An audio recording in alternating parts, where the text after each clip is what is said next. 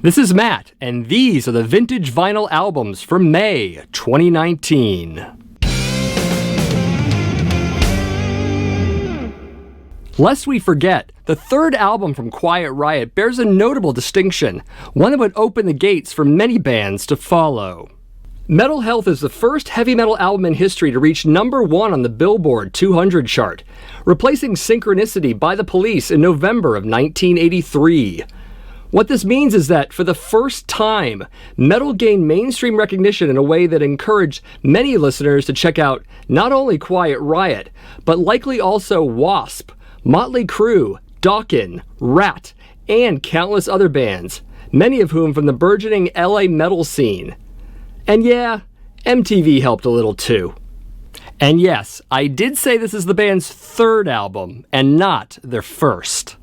The latter is a popular assumption based largely on not only the lack of distribution of Quiet Riot's first two albums in the Western world, but probably also because Metal Health was really friggin' huge when it came out. We're talking 6x platinum sales over time here. Of course, it also might not help matters that the band's fifth album is called QR3. To be fair, the sound change from those albums to Metal Health is pretty steep. With all of that, it's possible that Quiet Riot wanted to forget about the first two records, even if they had Randy Rhoads in the band at that time. Yes, that Randy Rhoads. There is a collection of that material called The Randy Rhoads Years, released in 1993, but none of the tracks are the versions from Quiet Riot 1 and Quiet Riot 2, and had to be remixed and re-recorded due to the wishes of the Rhoads family to not have those original versions released. Although I could guess why. If there's an official reason out there and you know it, drop me a line in the comments and let me know. Standout tracks include Run for Cover, Come On Feel the Noise, and especially the title track to Metal Health.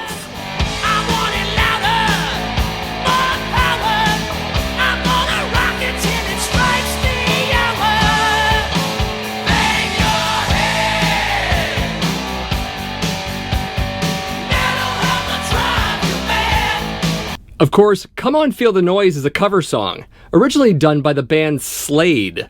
Far more curious than that is, this isn't the only Slade song the band recorded, as the track Mama We're All Crazy Now from the following album was also a hit, although minor in comparison.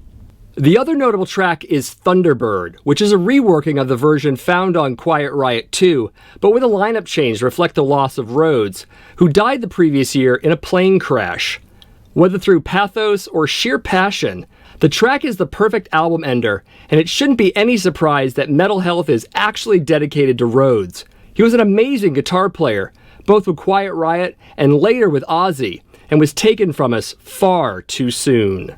Truth be known, I really kick myself for not seeing this tour when they were supporting Black Sabbath. I was in the process of moving in late 1983 and left town before the show. To add insult to injury, when I got to my new home, AC/DC was playing that night there. So, if I'd left either earlier or later, I could have caught one of those shows. Because of all that, my first metal show was another set of bands. Maybe you've heard of them. As some know, things headed south for the band in the years following. Although their fourth album, Condition Critical, hit 3x platinum in sales, there were internal conflicts, management issues, a lackluster release in QR3, the firing of vocalist Kevin Dubrow, another weak album, and then a breakup in 1989. There were reformation attempts in the 1990s and in the 2000s, though, but with little success. In November of 2007, Dubrow died of a cocaine overdose in his Las Vegas apartment. Currently, the band still exists with original drummer Frankie Banali, occasional QR bassist Chuck Wright, and others. For more on that, check out the 2014 documentary on the band called Well Now You're Here, There's No Way Back. Despite the band's relatively brief moment in the spotlight, Metal Health was a landmark metal release, and dare I say important, in terms of its impact and for bringing this music genre to the masses in a way others before them had not. Great stuff. The second full-length album from Slayer is one that occasionally gets overlooked in the shadow of its successor, but it's not an inferior album by any stretch of the means. Quite the opposite, actually. Hell Awaits was very much ahead of its time, at least a little ahead. While Slayer's contemporaries were putting out good, if not serviceable thrash albums, Hell Awaits stood out from the crowd as a darker and more progressive effort, especially compared to their older releases. Even the cover art is better than that of Show No Mercy.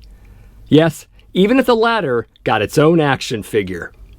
Although the production on Hell Awaits is a solid step up from the first album and its follow-up EP, and it's especially great that you can actually hear Ariah's bass lines for what might be the first time, the songwriting is also improved. The songs are noticeably longer and more thought out, with a greater variety of tempos and riffs, something Kerry King had credited to his appreciation of Merciful Fate. Lombardo's drumming is amazing, and Ariah's vocals have also gotten better and are certainly an omen of things to come for the following records. And speaking of vocals, this would probably be one of the last times we'd hear songs that are predominantly about the devil and evil, as future albums explore more real-world topics. I don't know, do any of you miss that? Or maybe you like the topical shift? Let me know in the comments either way. Although there really isn't a weak track in the bunch, the one on the album that's my go-to song is always At Dawn They Sleep.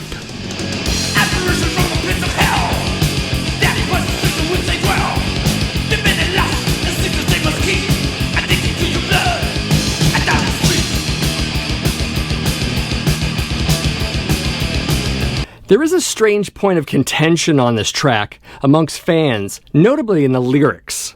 There's a misprint on the lyric sheet that has plaques in place of plagues, and some claim Ariah sings the misprint, but I just don't hear it. Of course, Ariah has screwed up a word or two on actual records. See South of Heaven in his creative pronunciation of deity as evidence for that. But I don't think it's the case on At Dawn They Sleep. Of course, I'd be remiss if I didn't mention the feud between which album is better, Hell Awaits or Rain and Blood. Despite the sharp differences in sound and delivery between the two, they still get compared by fans, each taking one side or the other. Without going too much into depth over that follow-up album, at least on this episode, it really is comparing apples to oranges to an extent. Plus, you don't need anyone else to tell you what you like. Pick your own favorite, or like them both. For me, this is the point in Slayer's career where their music really starts to take off. I do love Show No Mercy and the Haunting the Chapel EP, but in hindsight, those seem like warm-ups to the demonic onslaught to come. If you're one of the 3 people watching this who have zero familiarity with Slayer, I'd recommend Hell Awaits and Rain and Blood, listened to in that specific order. They're totally Slaytanic. The sophomore release from Keel is a rather strange beast. 1/3 remixes, 1/3 someone else's demo material, and 1/3 new tracks. But it seems to all come together in what could be argued one of their best albums. The Right to Rock was Keel's major label debut, though maybe not readily thought as such. They were signed at this point to Gold Mountain Records, and while next to no one really remembers that short-lived label, it had an official affiliation with A&M and later MCA, both of whom majors. What might be a more interesting tie between Keel and Gold Mountain Records was their founder, label president Danny Goldberg, who at the time had founded an anti-censorship group called the Musical Majority to go against groups like the PMRC, who were attempting to have mandatory warning labels stuck to records they deemed offensive. The title track to this Keel album also addresses similar concerns, as does their music video for it.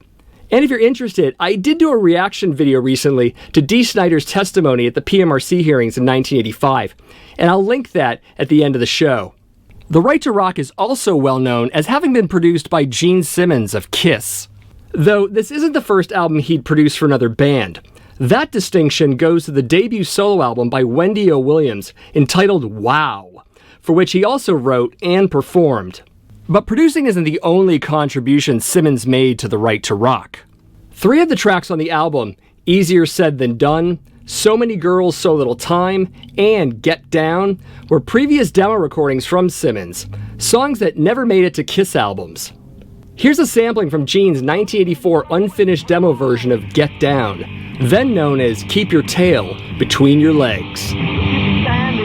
Bring her to your knees. She's late and brought the love loose to bees.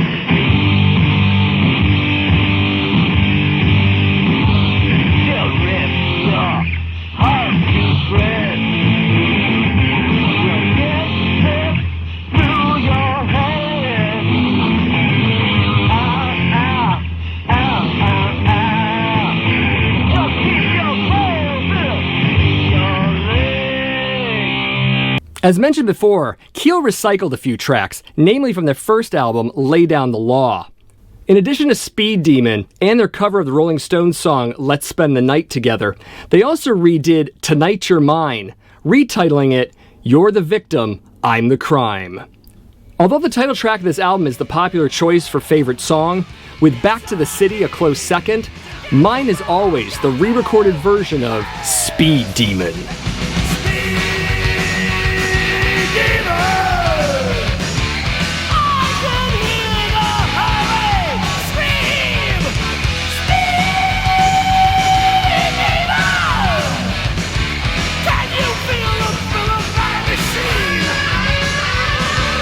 And did you know this song is in the movie Men in Black 2?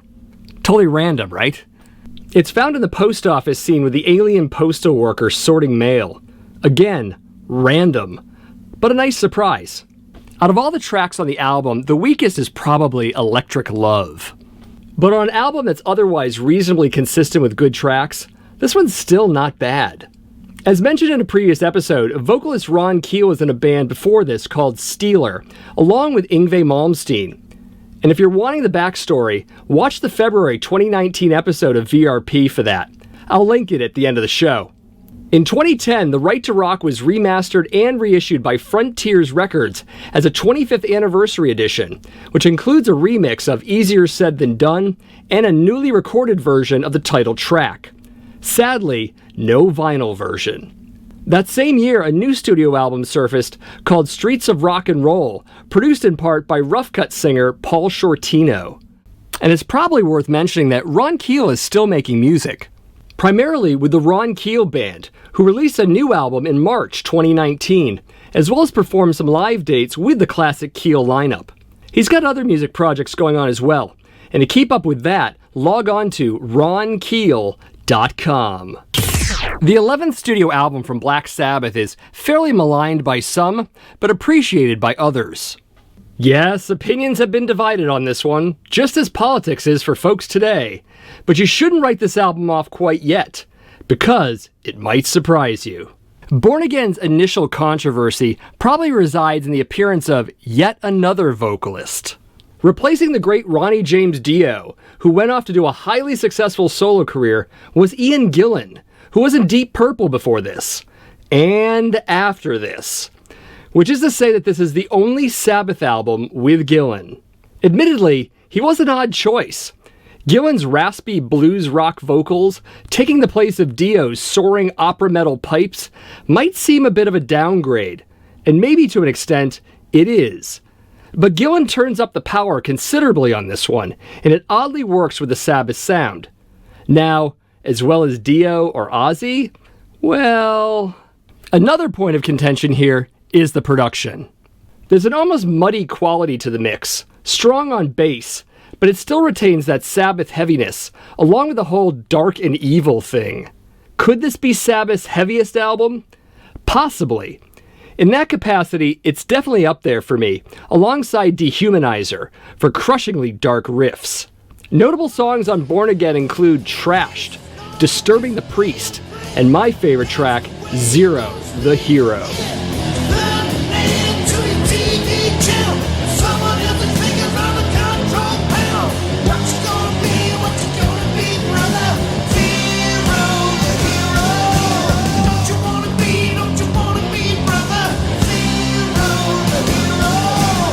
Despite the trendiness of trashing this album sight unseen, or unheard, Born Again actually did pretty well for itself back in 1983 when it came out. Although critics panned it, Born Again charted at number 4 in the UK, and broke the top 40 in the US.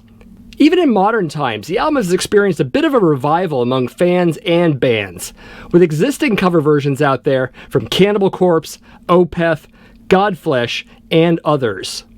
And yes, the cover art is awful, but have you seen the other Sabbath covers? I mean, Technical Ecstasy? Seriously, what is that? To be fair, side 1 of this record is stronger than side 2, but the latter is pretty listenable, if not occasionally inspired, notably the track Hotline. Whether you call this Purple Sabbath, or the last great classic album, or anything else for that matter, Born Again remains a largely solid album with some great tracks. If still on the fence about it, give it another chance.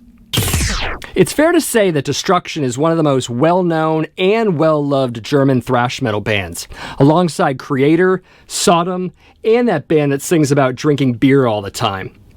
Following a fairly raw EP and a more polished full-length album, the release of Eternal Devastation in 1986 proved itself to be an undisputed classic, not only for the band, but for the genre as a whole.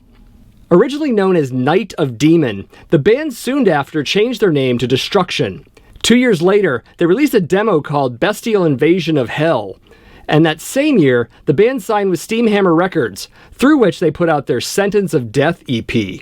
Before I go on, I do want to address a rather misleading statement on this album, found on Wikipedia. According to the current entry, this album is when Destruction headed in a more thrash metal direction, and that the first two releases were more black metal influenced. First off, black metal, as we know it now, wasn't really a thing then, and even if proto-black metal in a de facto sense existed, you could only make that claim superficially regarding the Sentence of Death EP. But that might be more of a reaction to its lo-fi production effort. Infernal Overkill is a thrash album, pure and simple. Eternal Devastation follows the musical lead of that album, though with some cleaner production, just to straighten all of that out. Best track on the album is a dead split for me between Confused Mind and the song that's both a pervasive fan favorite as well as a live staple. You know it as Curse the Gods.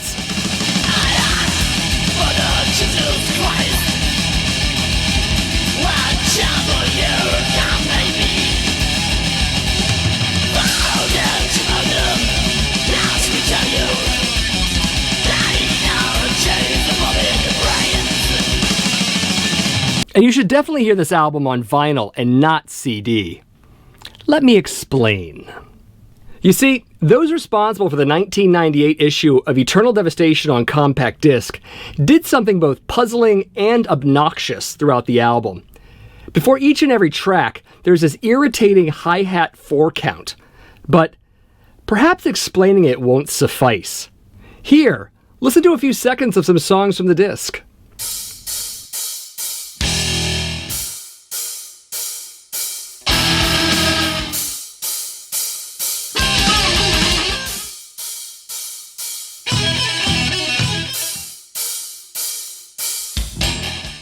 Additional reissues, this time on vinyl, include a 2004 picture disc release from Vinyl Maniacs and a 2017 LP release from High Roller Records in both black or red vinyl.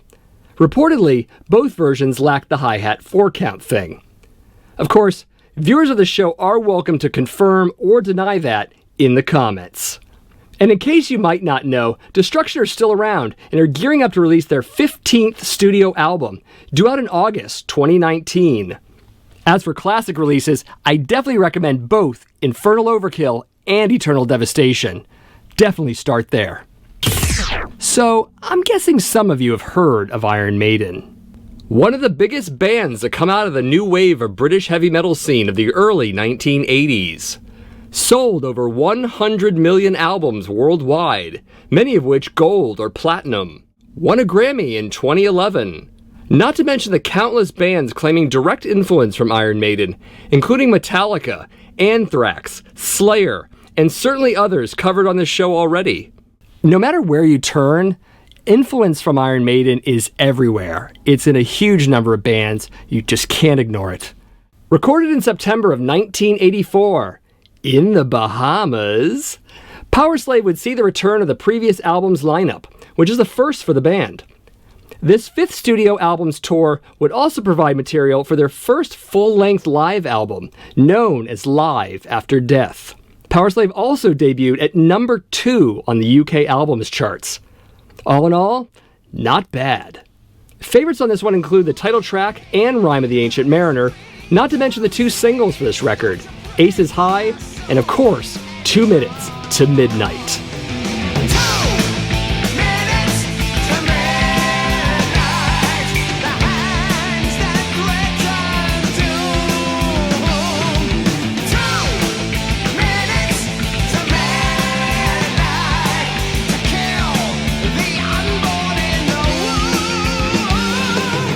One track of note on this album is Lost for Words, Big Aura, which is, to date, the last instrumental Iron Maiden put on an album. As for songs with actual words in them, lyrical subjects run the gamut of history, literature, mythology, and various creative works of the past. Rime of the Ancient Mariner is an epic-length track that follows the long-form poem of the same name by Samuel Taylor Coleridge. The title track to Powerslave is about ancient Egypt. Ace's High is inspired by the Battle of Britain. 2 Minutes to Midnight covers the arms race, and more specifically, the Doomsday Clock. The Duelists is based off the Ridley Scott film of the same name, and Back in the Village is based on the Prisoner TV show. As for the cover art, done by regular Iron Maiden artist Derek Riggs, there are some hidden messages. In addition to the artist's signature symbol above the pyramid entrance, there are a few less conspicuous others. Above the two sphinxes in the lower left corner are Indiana Jones Was Here, 1941, and to the immediate right, a crude drawing of Mickey Mouse. Above the second from right sphinx, lower right corner, is the phrase, "What, no Guinness?" Above the far right tree is Bullocks, and above the far left tree is "What a load of crap." Riggs goes even more overboard with hidden symbology in the cover art of Maiden's next album, Somewhere in Time. All of this, of course, far easier to see in the vinyl cover version, and not so much from the CD booklet, or worse, the digital album thumbnail. One of the many reasons to collect records, kids. The Powerslave tour also gave us that weirdo bird mask Dickinson wore on stage. Was it based on the superhero Hawkman? Were we all unwitting participants in some covert African voodoo ritual?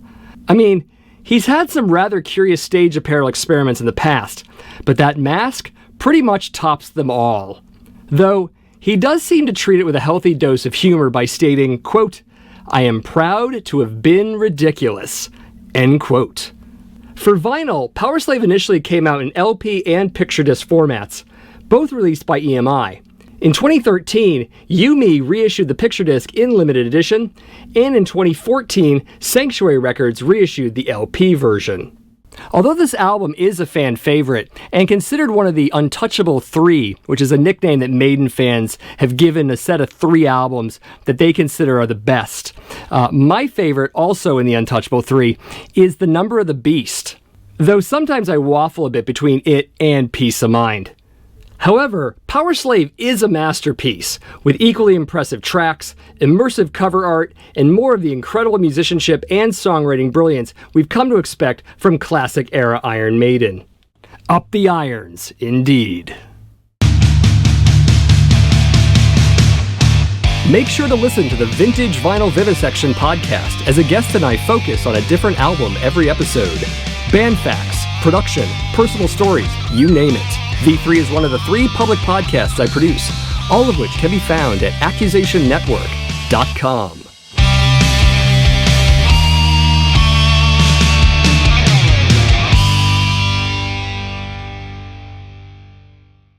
And now for my classic pick of the month. The debut EP from Twisted Sister was released in June of 1982 and is a rare find these days, chiefly because it predates their success and was released on a very indie British label, appropriately called Secret Records. Secret actually started out as a punk label, a music form that wasn't exactly mainstream at the time. Oddly enough, the early Twisted Sister material fits in rather well alongside that genre at times, and these early versions of Twisted Sister tracks live up to the EP's name. Great to hear more aggressive pre-album takes of What You Don't Know, Shoot 'Em Down, Under the Blade, and their cover of Leader of the Pack. Those last 2 tracks are of particular interest as they were produced by Eddie Kramer, the man responsible for classic 70s albums from Kiss, Jimi Hendrix, Brownsville Station, and others. How they got Kramer so early in their career is a true mystery. If you know, let me know in the comments. I should also mention that this is with Tony Petrie on drums, one of many drummers this band had before settling on AJ Pero earlier in 1982, though he's not on this EP. Production quality is on par with their first full-length album, Under the Blade, which is to say, passable. Still, the tracks are well worth the buy, If you can find it, of course. There is a dark corner where secrets hide. Whether forgotten or seldom noticed, these offbeat details of the past remain, to be found by the curious and the receptive. Strange moments in cultural history is the class you never took in high school. Grab a seat up front and turn off your brain as we fill your head with tales of oddballs, villains, outcasts, flops, and other lesser-known events in this thing we call human existence. Find this and other podcasts at accusationnetwork.com. In more recent releases, the reissue of Megadeth's Killing Is My Business and Business Is Good, now promoted as The Final Kill, is a worthy collection of all of this album's classic tracks, remastered and really sounding better than ever. I mean, I love that original release, but let's face it, the mix is not great. Of course, there had been other remasters of Killing, but this one is by far superior. The sound isn't needlessly tweaked and reimagined, but rather, it has an added dose of clarity and sound throughout. If you're thinking of that disaster of a re-record that was the Countdown to Extinction reissue, that's not the case here. Thankfully. The sole track I take issue with here, though, is the revisiting of These Boots. Mustaine re-recorded the vocal track for it, and it just lacks the energy of the original. It's the older Dave at this point, and it just sounds like he's straining the vocals a bit. The reason for the new version is that they had to use the original Nancy Sinatra lyrics because the original songwriter took issue with the vulgarity of Megadeth's lyrical rewrite on the 1985 version and even threatened legal action. But one small blot on an otherwise worthwhile release. This edition comes in a gatefold sleeve with lyrics and liner notes, and the discs are in red vinyl. Though, one of mine has a small black smudge on it, which my eyes go straight to every time I play it. Not that I'm miffed about that or anything. Anywho, the second record in this set might be even more of a reason to rebuy, as it's got 7 live tracks recorded between 1986 and 1990, as well as 3 early demo tracks. Sound quality on the live material is great for bootleg, so-so for a standard live album, but are worth hearing. The demo tracks sound like typical semi-noisy demo recordings, but also good to hear, at the very least from a historical standpoint. The reissue might seem like a not-so-recent release, but there's enough here to justify buying it, even if you have the original. Pick it up. If you enjoy this video, please remember to give it a like. That's a thumbs up in YouTube language. Also, do share the video with your friends on social media, your blogs, wherever. I love that. And if you haven't already done so, consider subscribing to this channel. All you gotta do is hit that subscribe button and the notification bell right next to it because YouTube loves redundancy. And if you do that, then you'll get a message about each and every episode and each and every video I produce. So definitely do that. And also, if you want to be part of the conversation, definitely put something in the comments. And for those wanting VRP t-shirts, we got them. Sizes run from small to triple extra large. Would love to see you all on social media sporting these great t-shirts. And much thanks to Hunter Apparel for making them. Also, consider becoming a patron of the Accusation Network. Go to patreon.com/The Accusation Network. Check out our reward tiers, including early access to each episode, and see how you can contribute. And as always, see you next month.